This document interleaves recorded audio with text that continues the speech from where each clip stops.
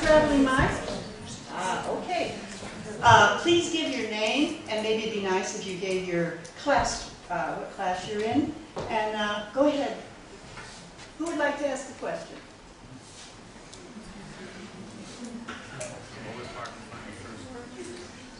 Courage. There we go. Ted. Yeah.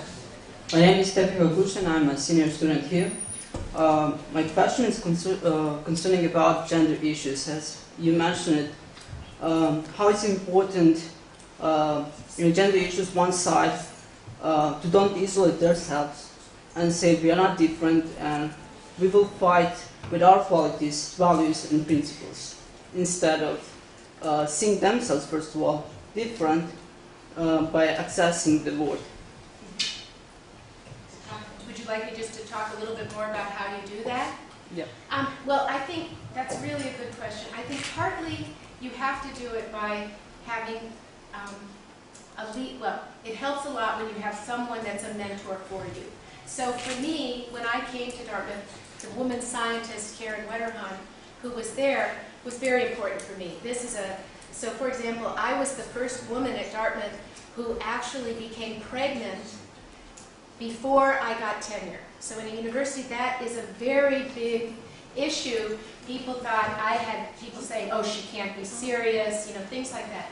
So I had to have somebody, a person in power, who said, forget it, that's okay. She knows how to do this. So some of it is that you look to people like the chair of your Senate.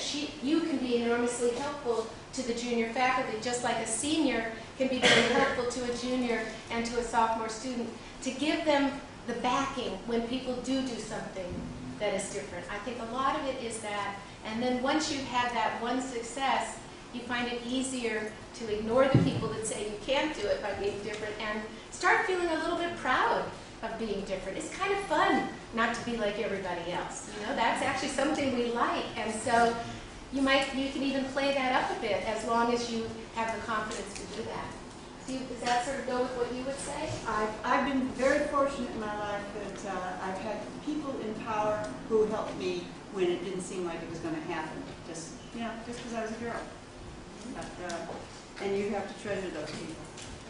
And then you want to be one of those people. Exactly. And sometimes and now as things are changed, it isn't just going to be women helping women or men helping women. It's going to be women helping men, too. There's a lot, it's a changing world in every way. What you said about it should be about interest and ability, not gender.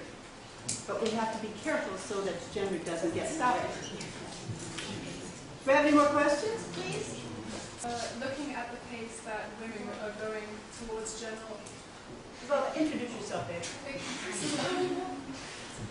I'm Valia, I'm a sophomore.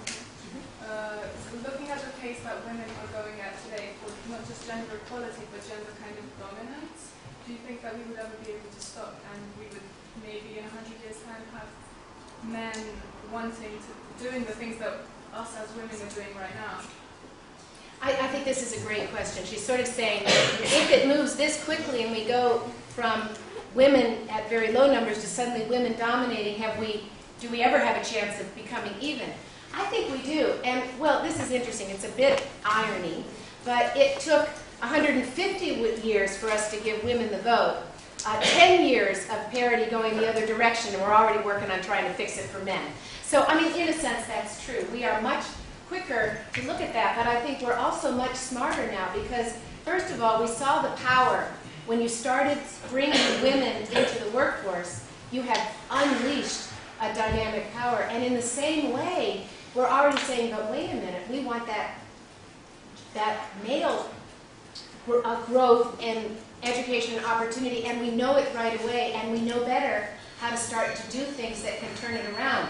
So my dream, in fact, in some universities I even see this, in certain areas you'll have women dominating, in certain areas you'll have men dominating, and that will be dynamic.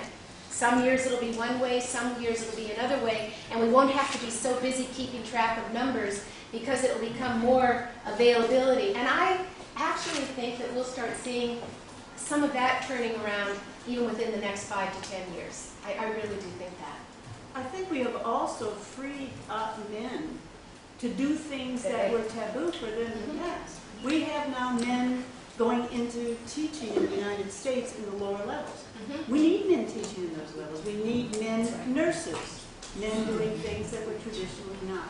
And to be free to do that, they need the support of men and women. Well, especially that men in the primary grades is a huge issue because probably all of you, if you were to think back and say, who was most important in getting me here?